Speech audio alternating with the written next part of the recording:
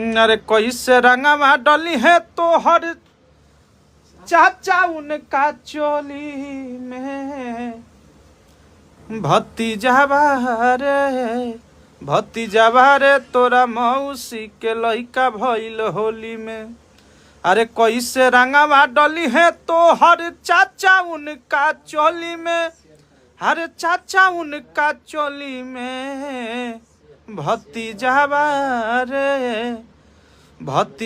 रे तोरा मौसी के लइका भइल होली में, भतीजावा रे तोरा मौसी के लइका भइल होली में।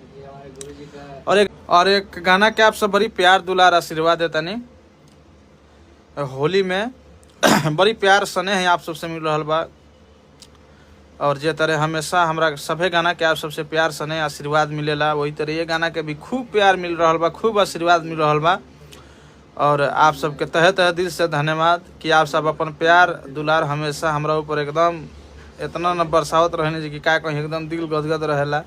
आ ये प्यार तो और हौसला हमनी सभे कलाकार के चाहे हमके भी जितना और भी बुलंद बनावेला और काम करे का हौसला बढ़ावेला। तो आप सबके तहे तहे दिल से धन्यवाद। एगो गाना आइल बा होली में हमारे अवधेश प्रेमी एंटरटेनमेंट से, भतीजवा रे तोरा मौसी के लइका भइल होली में। जाना गाना के आप सब बड़ी प्यार दुलार देतानी, खूब आशीर्वाद देतानी और चारों तरफ भी गाना बजता। आप सबके प्यार स्नेह बनल बा गाना पर और आप सबके छोट भाई पर भी बनल बा।